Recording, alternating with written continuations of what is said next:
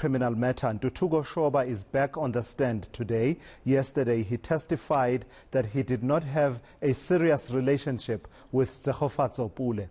He also said he was against terminating the pregnancy. Shoba is accused of ordering a hit on Pule. She was shot and hung from a tree 2 years ago while she was 8 months pregnant.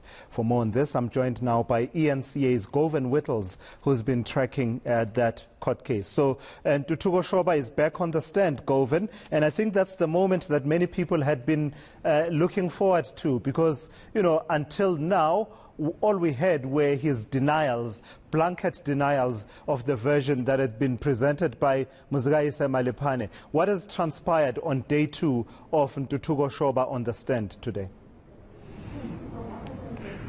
Yes, Tulesizo, it was highly anticipated, and day 2 has been about his version of events, and more specifically, his specific rebuttals to allegations of his involvement. So this becomes important because Malebane's testimony said that he was the one that organized Malebane to pick up his then mother of his unborn child from his place, his flat that evening. But today we heard from Shoba in court that him saying that he saw a jeep outside picking up Tshegofatso Pule.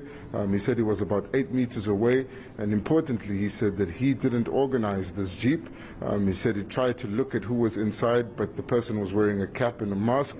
He didn't think too much of it because he claims that Tshegofatso Pule had been picked up before by one of her friend's boyfriends while Tshegofatso and her friend were at Shoba's house.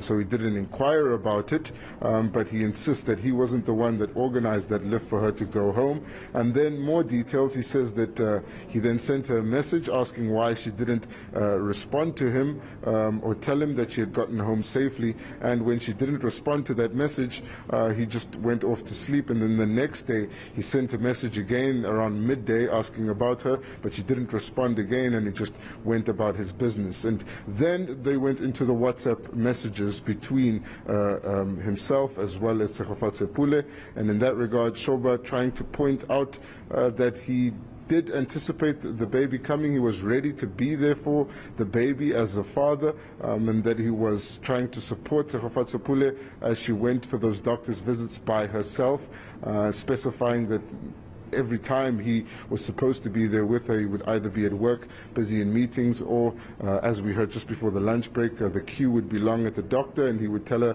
when the queue's a bit shorter, send me a message and I'll come through. But of course he never managed to. And then also saying that he did support her by sending money for her to pay for the doctor's bill, trying to indicate that he too was excited about having this child. And that's really his version of events. Let's speak to the uncle of Tshegofatso Pule just for some reaction to this, Mr. Tumisang Katake. Thank you so much for your time, Tumisang. So you heard the testimony there, and particularly how Shoba tried to indicate that he was ready for this child, he was going to support this child. What did you think of it? Look, I think the WhatsApp says it all. It doesn't appear that he was the person who was fully committed into bringing this child into this world. Otherwise, there wouldn't be the complaints that were coming from Tshegofatso about how his participation was lacking at some stage.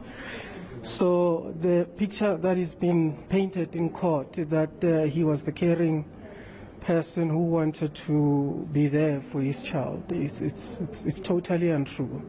What did you think of his denial that he was the one that arranged the transportation in the jeep that Malebane has testified that he was in on the night that she left his place? That's absurd. That's I don't even have words to describe that denial. It's just a bad denial, no justification, no explanation as to how that jeep came into being, except to say that Tshego was busy on the phone, maybe on social media. It could be that she's the one who arranged the ride.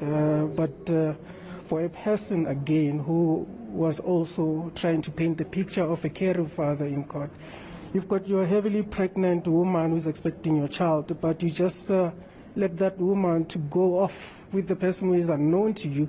You don't even have make means to inquire from who this person is, where is he from, how does he know Tshegofatso, and how did he get there? All those types of questions that any other normal person would have asked. No, he wasn't bothered about those. All right, let's leave it there, Mr. Katake. Thank you so much.